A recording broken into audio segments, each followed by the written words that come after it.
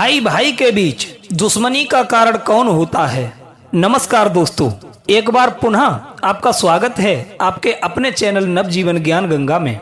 मित्रों, ये 5 लोग हमेशा भाई भाइयों के बीच में दुश्मनी पैदा कर देते हैं। इनसे हमेशा बचकर रहना चाहिए। प्रिय दर्शकों, ये 5 लोग कौन हैं, उनके बारे में मैं आपको आगे चलकर बताऊंगा कि भाई भाई के बीच दुश्मनी का कारण कौन होता है। दोस्तों, आज हम एक ऐसी कहानी लेकर के आए हैं जो आपको बताएगी कि भाई भाई के बीच में दुश्मनी का कारण कौन होता है।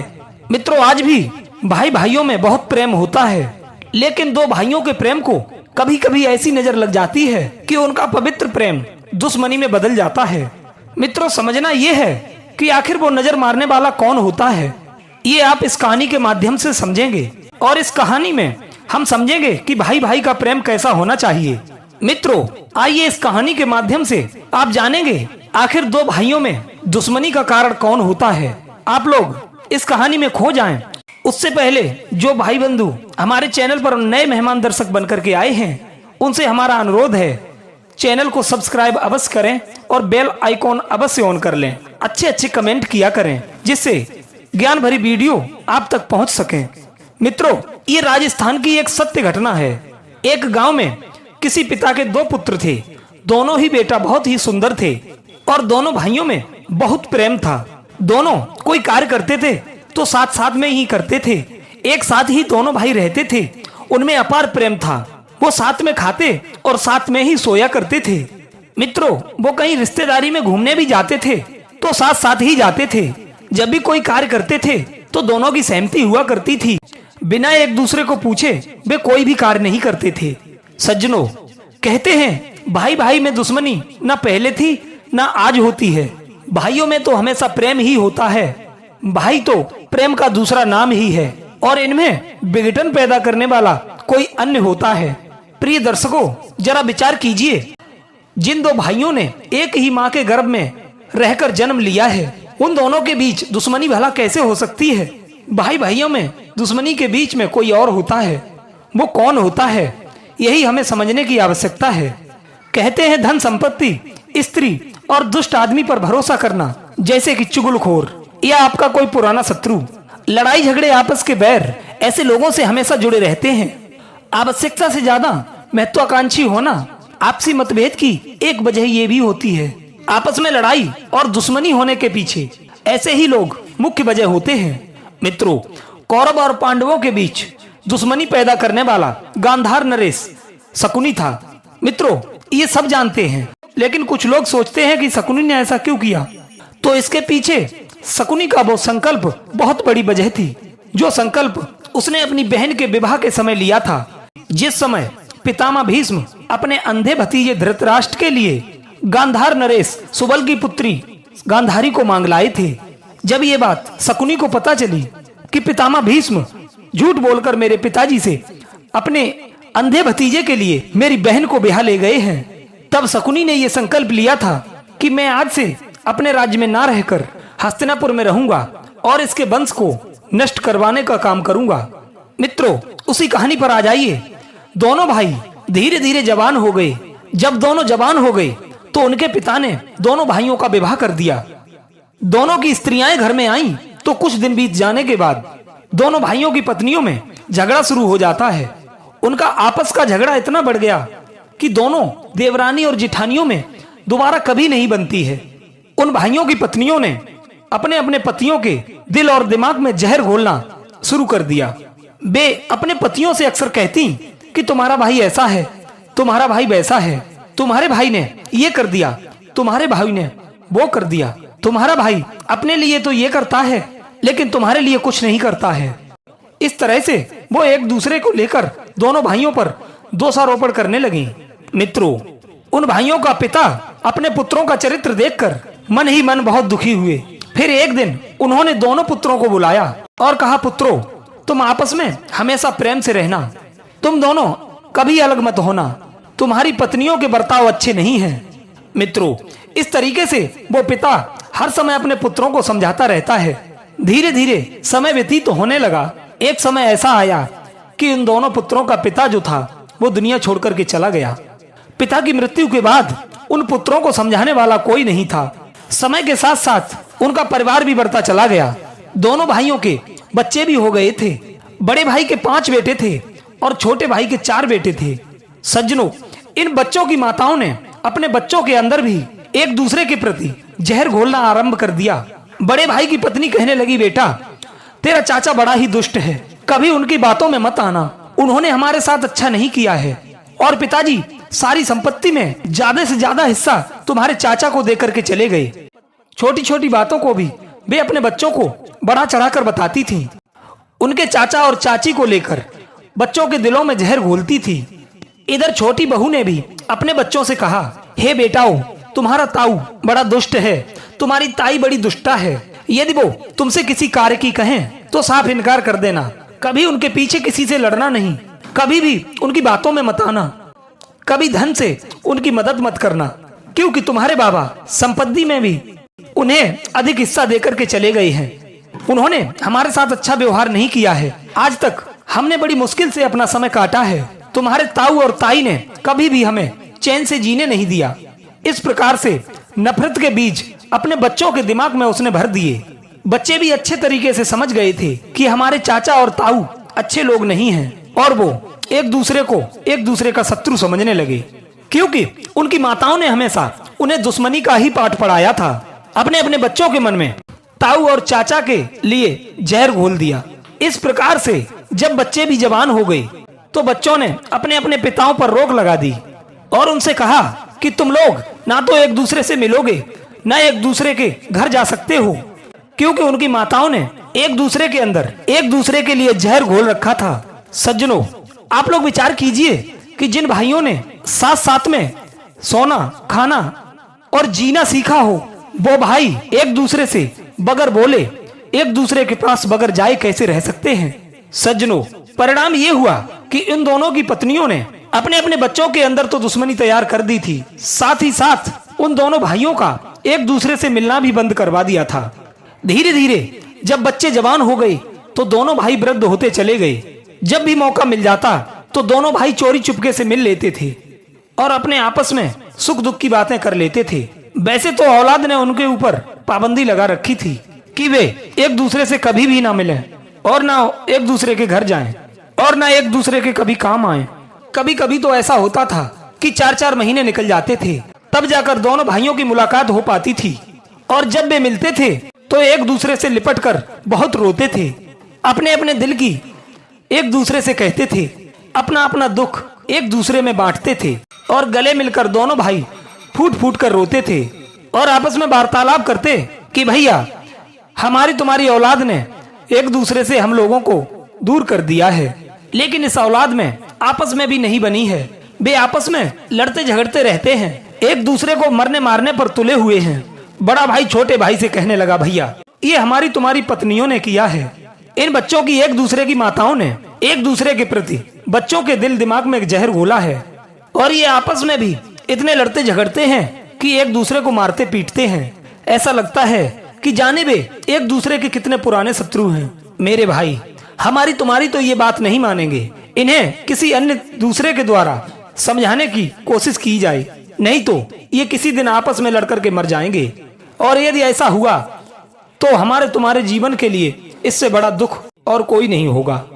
एक पिता के लिए सबसे बड़ा दुख यही होता है कि उसके जवान बेटे उसकी आंखों के सामने मृत्यु को प्राप्त हो जाएं। उनके दिलों में नफरत का ऐसा बीज बोया हुआ है, ये लोग एक दूसरे को देख नहीं सकते। इनकी माताओं ने कभी ये नहीं बताया कि वे तुम्हारे चाचा हैं और वे तुम्हारे ताऊ हैं, वो तुम्हारे अपने हैं। बच्चे पैदा होते ही उनके दिलों में अपने ही परिवार के प्रति नफरत डाल दी। यही कारण है कि चचेरे भाई एक दूसरे को मरने मारने पर तुले हुए हैं। मेरे भाई, किसी के माध्यम से इन्हें समझाने की कोशिश करो, नहीं तो हम लोगों को अपने जीते जी अपने बच्चों की लहस उठानी पड़ेगी। कहीं देर ना हो जाए या कोई बड़ा अनर्थ ना हो जाए।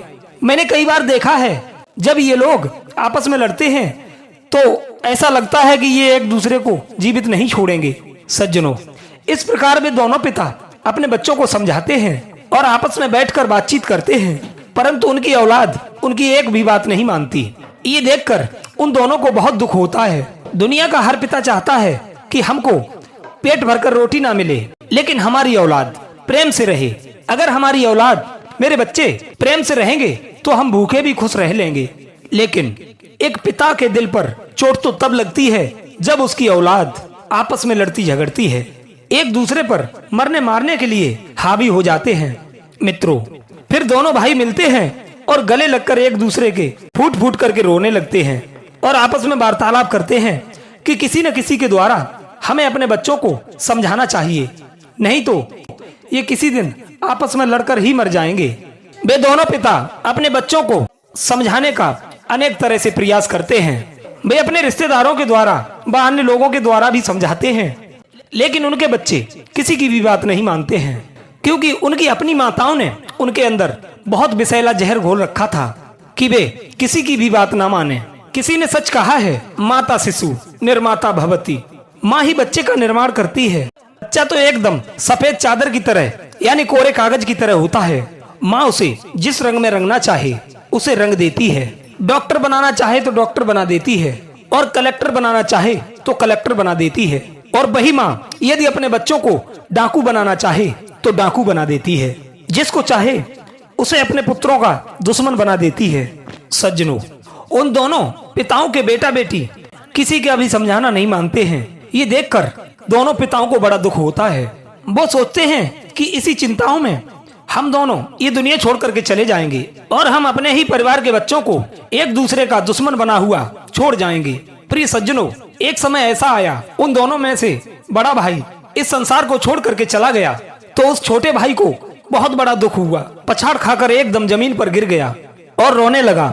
अपने बच्चों से कहने लगा कि तुमने अपने मन की कर ही ली। तुम्हारी इस लड़ाई झगड़े के कारण मेरा भाई हमेशा के लिए छोड़कर चला गया। हे भगवान, ऐसी औलाद के साथ रहने से हमको भी तू मौत दे देता तो ज्यादा अच्छा होता। हे भगवान, तुम हमको भी अपने पास बुला लो, हमारे लिए भी मौत भेज दो। ऊपर आकर कम से कम हम अपने भाई के साथ तो प्रेम से रह लेंगे। यहाँ तो हमारे बच्चों ने हम भाई भाइयों को ही अलग कर दिया है, हमें कभी मिलने नहीं दिया गया। मित्रों, इस प्रकार से वो छोटा भाई फूट फूट करके रोने लगता है, लेकिन उसके बच्चों व पत्नी पर कोई फर्क नहीं पड़ता है। वे इस बात से बहुत खुश थे कि हमारा दुश्मन मर गया। वो वृद्ध कहने लगा कि जब हम मरेंगे तो उनके बच्चे भी हमारी मौत पर खुशियां मनाएंगे। ये कैसी विडंबना है। सज्जनों, छोटे भाई की पत्नी ने अपने बच्चों को समझा लिया और रोक दिया और कह दिया कि वहां जाने की कोई आवश्यकता नहीं है। ताऊ मर गया, मर जाने दो, लेकिन कोई भी घर से बाहर नहीं जाएगा, कोई भी उसके अंतिम संस्कार में सम्मिलित नहीं होगा। प्रिय सज्जनों, वही हुआ। उस माँ ने अपनी संतान को ताऊ के संस्कार में व ताऊ को देखने भी नहीं जाने दिया। इधर जब छोटा भाई अपने भाई के अंतिम संस्कार में सम्मिलित होने के लिए घर से निकलता है तो उसके बच्चे व उसकी पत्नी ने उसे भी रोक दिया और कहा कि तुम कहीं नहीं जा सकते। उसकी पत्नी कहने लगी, जब हमारी संतान नहीं जाएगी तो तुम भी नहीं जाओगे। तब छोटा भाई कहने लगा, देखो मेरी माँ का जियाया भाई मरा है, तुम ना जाओ ना सही, तुम्हारे बच्चे भी ना जाएं, कोई बात नहीं, इससे मुझे कोई फर्क नहीं पड़ता, क्योंकि आज तक तुमने मेरी कोई बात नहीं मानी। लेकिन वो हमारा माँ जियाया भाई था, हम एक साथ रहे थे, एक साथ पढ़े थे, एक साथ बड़े हुए और एक साथ हमारा बचपन साथ खेल खेल करके बीता है।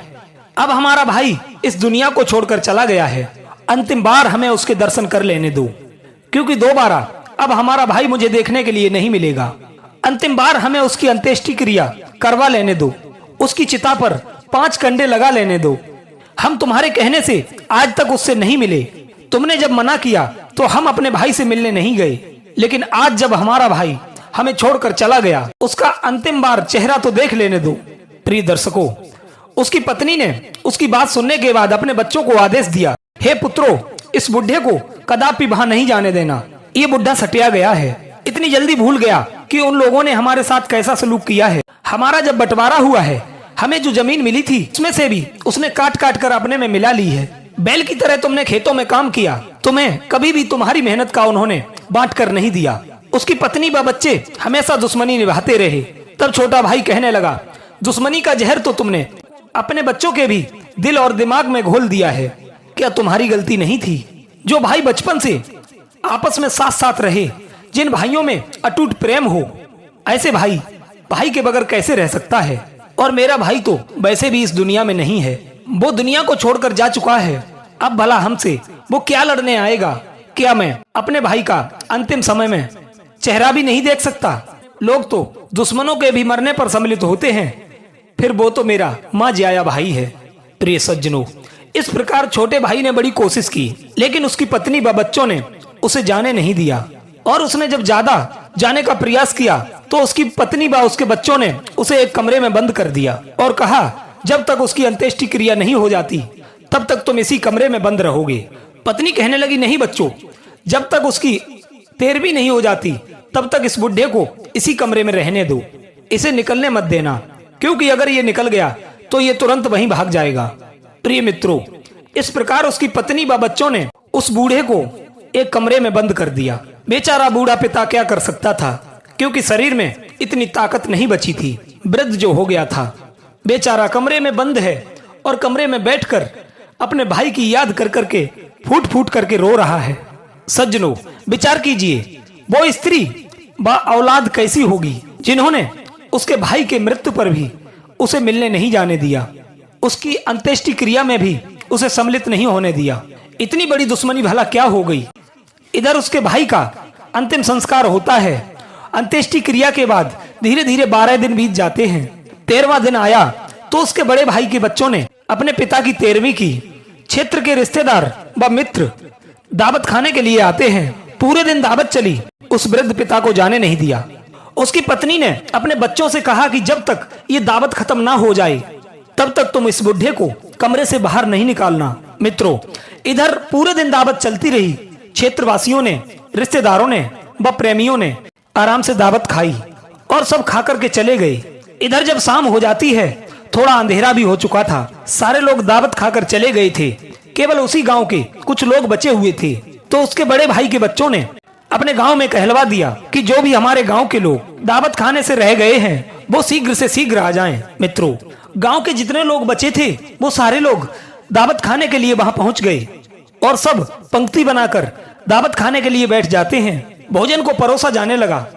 इधर जो छोटा भाई था, जिसको कमरे में उसके बच्चों ने बंद कर रखा था, तब उसकी पत्नी अपने बच्चों से कहती है, एक काम करो, अब इस बुढ़े को छोड़ दो, क्योंकि दावत अब खत्म होने वाली है।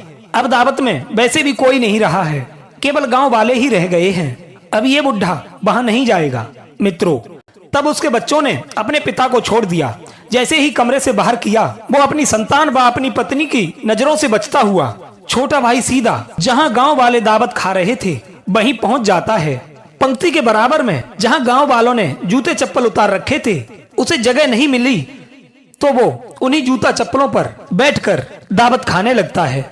एक व्यक्ति उनको भोजन परोसने के लिए आता है। जब गांव के व्यक्ति ने उन बच्चों के चाचा को देखा तो उसके पैरों तले जमीन खिसक गई और कहा कि चाचा जी आप? बोले, हाँ बेटा, हमारी औलाद ने हमें कमरे में बंद कर रखा था, 13 दिन तक हमें कमरे में बंद रखा। हम अपने भाई की लहस पर 2 आंसू भी नहीं डाल सके, उन्होंने आज अभी निकाला है, तो मैं अपने भाई की 13वीं की पूड़ी खाने के लिए चुपके से चला आया हूँ। बेटा तुम चुप रहना, कहीं लोगों को पता न चल जाए, नहीं तो कुछ बड़ा अनर्थ हो जाएगा। प्रिय मित्रों, उस चाचा के ये वचन सुनकर उस गांव के व्यक्ति की आंखों में आंसू आ गए और उसने उन चाचा की पत्तल में भोजन नहीं परोसा। तुरंत उनके बड़े भाई के लड़कों के पास में पहुंचता है और कहता है, नालायकों, तुम चुल्लू भर पानी में डूब मर जाओ। अरे नालायकों, तुम इतने अधर्मी हो गए हो, तुम इतने गिर गए हो, देख रहे हो तुम्हारे चाचा कहाँ बैठ के भोजन कर रहे हैं, गांव वाले लोगों की पंक्ति में, और वो भी जहाँ जूते चप्पल उतरे हुए हैं, वहीं जूते चप्पलों के ऊपर भोजन करने के लिए बैठ गए हैं। तुम्हें तो शर्म की वजह से चुल्लू भर पानी में डूबकर मर जाना चाहिए। क्या तुम्हारी इतनी बड़ी दुश्मनी है कि तुम अपने बड़ों का सम्मान करना भी भूल गए? धिक्कार है तुम जैसी औलाद के लिए। मित्रों, जब उसके बड़े भाई के बच्चों को गांव वाले ने खूब डांटा फटकारा और कहा कि वो तुम्हारे चाचा हैं, गांव वालों की पंक्ति में बैठे हैं। सज्जनों, ये सुनकर उसके बड़े भाई के बच्चे एकदम से भागे और अपने चाचा के पास में पहुंचे और चाचा के चरणों में गिर गए। कहने लगे, हे चाचा जी, मुझे माफ करना, हमसे भारी भूल हो गई है, हमसे बहुत बड़ी गलती हो गई है। हमारे चाचा जी गांव वाले लोगों के साथ बैठकर भोजन कर रहे हैं। धिक्कार है ऐसी औलाद के लिए, धिक्कार है ऐसे कुल के लिए जिसके चाचा लोगों के जूते चप्पलों पर बैठकर भोजन करें। तो ऐसी औलाद को मर जाना ही बेहतर होगा। जो भी हो, आप हमारे चाचा हैं। आज से बस आप ही तो हमारे लिए बचे हैं, आप ही हमारे बड़े हैं, आप ही हमारे आदर्श हैं। चाचा यहाँ से उठिए और आपको भोजन हम कराएंगे। इस प्रकार से उसके पांचों भतीजे अपने चाचा को लेकर रोते हुए घर के अंदर चले जाते हैं, उनके लिए भोजन कराते हैं। और भोजन करने के बाद उन चाचा ने अपने पांचों भतीजों को अपने गले से लगा लिया और भाई की याद कर करके रोने लगा। अपने चाचा को रोता हुआ देख करके पांचों बेटा बुरी तरह से रोने लगे और कहने लगे, हे चाचा, तुम क्या चाहते हो? तुम्हारी क्या इच्छाएं हैं? हमें बताओ, आज हम वही करेंगे। तब चाचा अपने पांचों भतीजों को गले से लगाकर कहता है, हे मेरे पुत्रों, मेरे लाल, आप मेरे भतीजे हैं, चाहे मेरे बेटा हैं, आप मेरे हो। मैं ये चाहता हूँ कि मेरा भाई जिंदा था तब तक तुम्हारी माताओं ने हम दोनों भाइयों को नहीं मिलने दिया और तुम चचेरे भाइयों को एक दूसरे का दुश्मन बना दिया।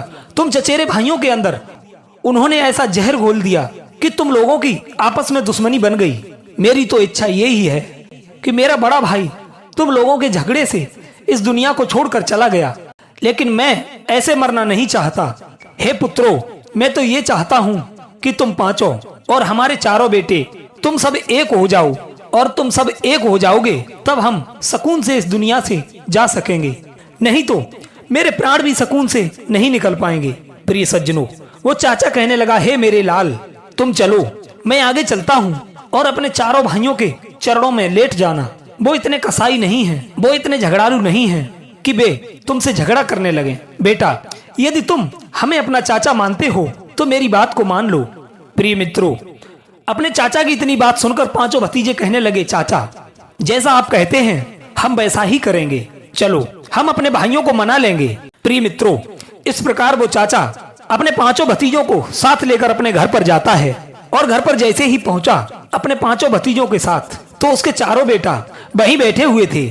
चारों बेटा उठ करके खड़े हो गए। इधर वो पांचों भाई अपने चचेरे चारों भाइयों के चरणों में गिर जाते हैं, कहने लगे, हे भाइयों, मुझे माफ कर दो, हमसे भूल हो गई है। जो हम आपसी दुश्मनी निभाते रहे, अब हमारे मन से नफरत का वो सारा मैल निकल चुका है। अब हमें ये ज्ञात हो गया है कि आप हमारे दुश्मन नहीं, हमारे भाई हो, हमारे अपने हो। चाचा और ताऊ के बेटों में भला क्या बटा होता है?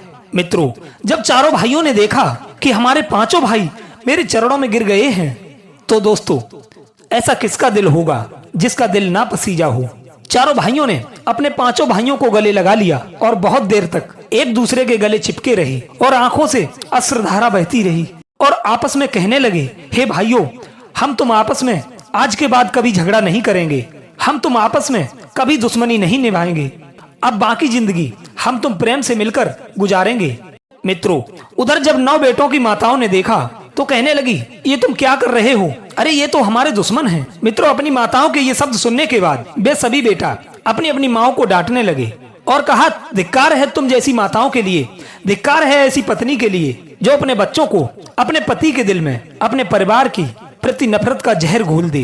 तुमने हम भाई भाइयों में जहर घोल दिया, तुमने अपने बच्चों के अंदर दुश्मनी पैदा कर दी। अरे दुनिया की माएं तो, दुनिया की स्त्रियां, दुनिया की नारी परिवार जोड़ने का काम करती है, परिवार तोड़ने का नहीं। तुमने तो सारा परिवार ही तोड़ दिया है और तुम अपने आप को माँ कहलवा रही हो, तुम अपने को स्त्री कह रही हो, तुम अपने आप को एक नारी कह रही हो।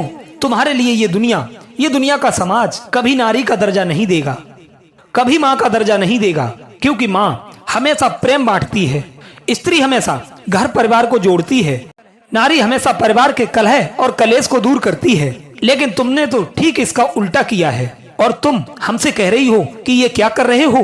दोबारा यदि तुमने फिर हम लोगों के बीच जहर घोलने की कोशिश की तो हम ये भूल जाएंगे कि तुम हमारी माता हो। माँ के अंदर तो ममता होती है, प्रेम का एक रूप होता है, पर तुम दोनों माताओं के अंदर विष भरा हुआ है। मित्रों, अपने बच्चों की ऐसी बातें सुन करके दोनों की माताएं पीछे हट जाती हैं। उसके बाद मित्रों, वो चाचा अपने और अपने भाई के बेटों के लिए हृदय से लगा लेता है और बड़ा प्रसन्न हो जाता है। प्रिय मित्रों, उस दिन के बाद उन भाई भाइयों में अटूट प्रेम हो जाता है और वो आनंद से रहने लगते हैं और धीरे धीरे कुछ दिनों के बाद में वो चाचा भी इस दुनिया को छोड़ करके चला जाता है। तो वो सब मिलकर अपने चाचा व पिता का अंतिम संस्कार करते हैं। सभी लोग मिलकर अपने चाचा की 13वीं मनाते हैं। फिर उन्होंने कभी आपस में झगड़ा नहीं किया। आगे जो भी कार्य करते थे एक दूसरे से परामर्श लेकर ही करते थे। मित्रों, एक आदमी ने दो परिवारों के नफरत को मिटा दिया। मित्रों, इस कहानी से आप समझ गए होंगे कि भाई भाइयों के बीच नफरत की दीवार कैसे पनपती है और दुश्मनी का बीज कौन बोता है। उन दोनों भाई व उनके बच्चों के बीच में जो नफरत का पेड़ उगा था वो उनकी माता व उनकी पत्नियों की वजह से हुआ था। अक्सर घर परिवार में होने वाली हम छोटी छोटी बातों को लेकर बैठ जाते हैं और उन्हीं को हम अपने नाक की लड़ाई बना लेते हैं। उन्हीं छोटी छोटी बातों को हम दुश्मनी का रूप दे देते हैं। एक स्त्री को ऐसा होना चाहिए परिवार को जो बांध कर रखे। स्त्री को इस बात के लिए जाना जाए कि वो समाज को बनाने का काम करती है और समाज को जोड़ने का काम करती है। उसे कभी इस बात के लिए ना जाना जाए कि वो घर तोड़ने के लिए काम करती है अथवा रिश्तों को तोड़ने का काम करती है। सोचो, अगर किसी माँ बहन के मायके में उसके भाई भाइयों में दुश्मनी ठनी हो तो उसे कैसा लगेगा। आपके पिता और भाई आपस में शत्रुता बनाए हों, एक दूसरे को मरने मारने पर तुले हों, तो ये देखकर आपको कैसा लगेगा। थोड़ी गहराई से बताओ, क्या तुम अपने भाई को अपने भाई से आपस में लड़कर मरता देखना चाहती हो? उत्तर होगा नहीं। तो फिर ससुराल में नफरत की दीवार क्यों बनाती हो?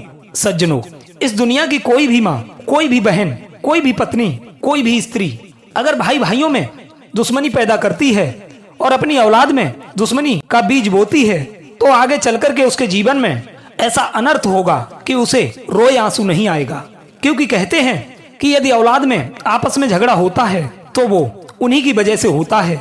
माँ अगर चाहे तो औलाद के अंदर अटूट प्रेम भर दे, माँ अगर चाहे तो अपनी औलाद के अंदर दुश्मनी पैदा कर दे।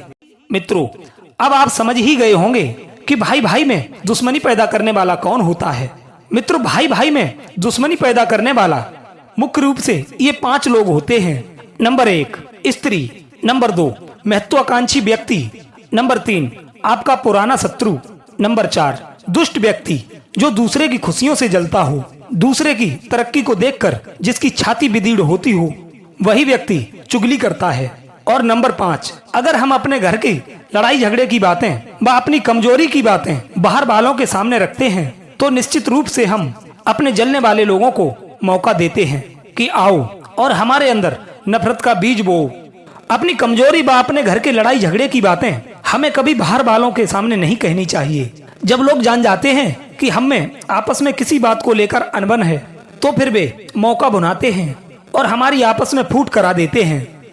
तो मित्रों, हमें सावधान रहना चाहिए और आपस में प्रेम बनाकर रखना चाहिए। नफरत तो सिर्फ आपको जलाती है और प्रेम आपको जोड़ता है और आपको बढ़ाता है। जिस घर में प्रेम नहीं होगा उस घर में कभी नफरत कम हो ही नहीं सकती। मित्रों, मैं उम्मीद करता हूँ ये कहानी आपको अवश्य पसंद आई होगी और इस कहानी के माध्यम से आपको कुछ न कुछ सीखने के लिए मिला होगा। तो मित्रों, अपनी कीमती राय हमें कमेंट बॉक्स में अवश्य दीजिए। आप लोगों का बहुत बहुत धन्यवाद। जय श्री कृष्णा।